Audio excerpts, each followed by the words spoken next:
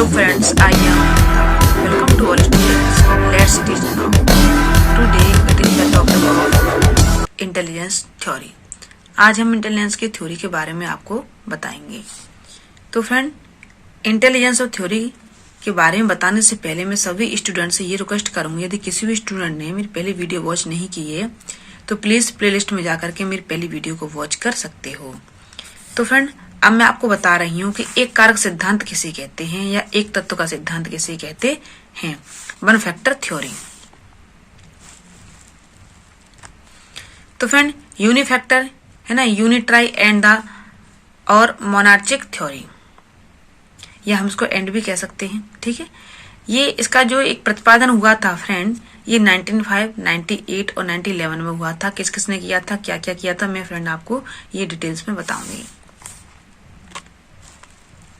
तो फ्रेंड, जैसे कि मैं आपको बता रही हूँ, यह एक अत्यंत सिद्धांत है।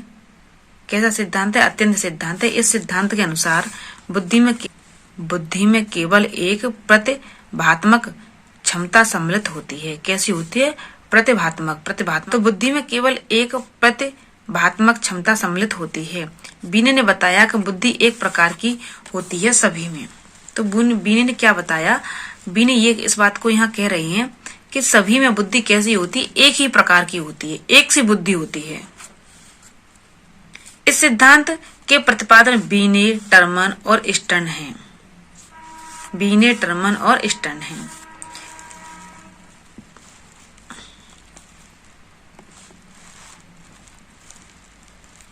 जैसे फ्रेंड मैं आपको आगे बता रही हूँ,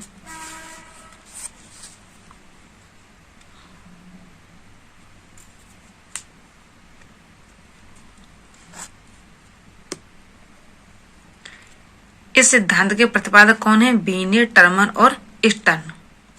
उन्होंने इसका प्रतिपादन 1911 ईस्वी में किया। उन्होंने बुद्धि को एक अभाज्य व एक खंड इकाई माना और बताया कि बुद्धि एक सामान्य योग्यता है। क्या है? एक सामान्य योग्यता है, जनरल इंटेलिजेंस, जो विभिन्न परिस्थितियों में कार्य करती है। इसे सामान्य बुद्धि का नाम दिया गया। मैं फ्रेंड आपको आगे बता रही हूँ,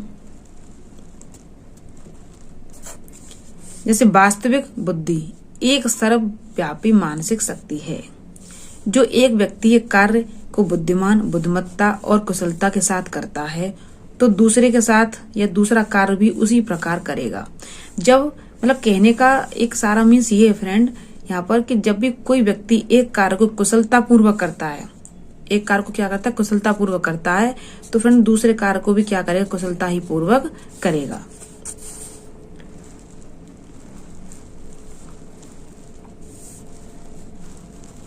मैं आपको आगे दिखा रही हूँ, जैसे कि अकॉर्डिंग टू बीने, बुद्धि एक अविभाज्य इकाई है।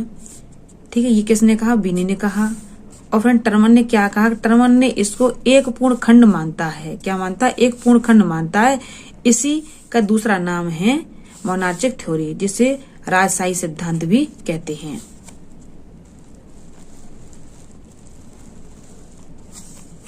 व्यक्ति के समस्त कार्यों का संचालन व व्यवहारों को प्रभावित करती है।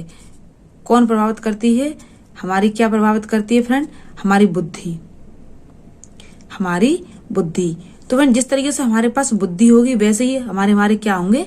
कार्य होंगे, है ना। तो फ्रेंड यहाँ पर बताया है कि जैसे जैसे व्यक्ति में बुद्धि होती है वैसे वैसे उसके कार्य होते हैं, वैसे वैसे ही उसके व्यवहार होते हैं, वैसे वैसे लोग उसके व्यवहार से क्या होते हैं? प्रभावित होते हैं। तो फ्रेंड जिस तरीके से मैंने आपको बुद्धि के बारे में समझाया है, आप सबकी समझ में अच्छी तरीके से आ गया होगा। तो फिर मैं आपको आगे बता रही हूँ कि बुद्धि क्या है। एक जो व्यक्ति होता है ना, कोई व्यक्ति हो, एक कार्य कुशल को कुशलता और बुद्धिमत्ता के साथ करता है। कोई भी कार्य है और उसे कुशलता से कर रहा है और बुद्धिमत्ता से कर रहा है, मतलब बुद्धि के द्वारा कर रहा है, उस पर अपनी बुद्धि लगा रहा है कि ये कार्य कैसे होगा। तो फ्रेंड वो दूसरा कार्य भी उसी प्रकार करेगा जिस प्रकार उसने क्या किया? पहले कार्य को किया है।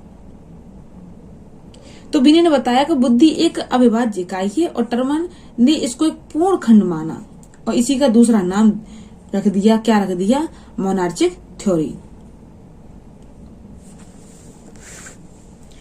तो फ्रेंड जिस तरीके से मैं आपको समझा रही हूँ, अब मैं फ्रेंड आपको आगे बता रही हूँ कि फ्रेंड जैसे बताया कि बुद्धि एक अविभाज्य तत्व है या अविभाज्य इकाई है। तो उसे सभी बुद्धिमत्ता कार्यों में समान रूप से कार्य करना चाहिए, है ना, क्योंकि बुद्धि क्या है, एक अविभाज्य है, वो बट नहीं सकती। परंतु ऐसा नहीं होता है। इसके साथ हम यह भी नहीं कह सकते कि एक व्यक्ति जो कला में निपुण है, एक व्यक्ति जो कला में निपुण है वह विज्ञान में भी निपुण होगा, हम ऐसा नहीं कह सकते। इसका अर्थ यह हुआ कि बुद्धि एक से अधिक तत्वों का क्या है, रूप है, मिश्रित रूप है। जबकि बीने ने बताया कि बुद्धि सभी में एक ही प्रकार की होती है। कैसी होती है, एक ही प्रकार की होती है। लेकिन फ्रेंड एक प्रकार की बुद्धि नहीं होती, जैसे स्पीयरमैन ने बताया बुद्धि 2 प्रकार की होती है। फिर कुछ दिनों बाद स्पीयरमैन अपनी बात से पलट गए और बोले कि बुद्धि 3 प्रकार की होती है। 3 तत्व का सिद्धांत, है ना, 3 खंड का सिद्धांत, त्रिखंड का सिद्धांत। लेकिन थॉर्नडाइक बोले बुद्धि न 1 प्रकार की होती है, बुद्धि न 2 प्रकार की होती है, बुद्धि न 3 प्रकार की होती है, बुद्धि कई प्रकार की होती है। इसलिए तो थॉर्नडाइक ने बताया बालू के ढेर का सिद्धांत।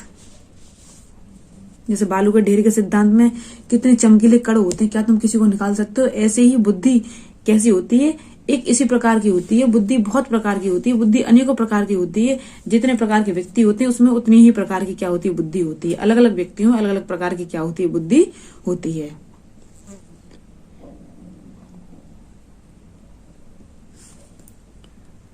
तो फ्रेंड मैंने आपको एक कारक सिद्धांत के बारे में बता दिया है। यदि किसी भी स्टूडेंट को समझ में नहीं आता है तो फ्रेंड मुझे वीडियो लास्ट में कमेंट करके बता सकते हो।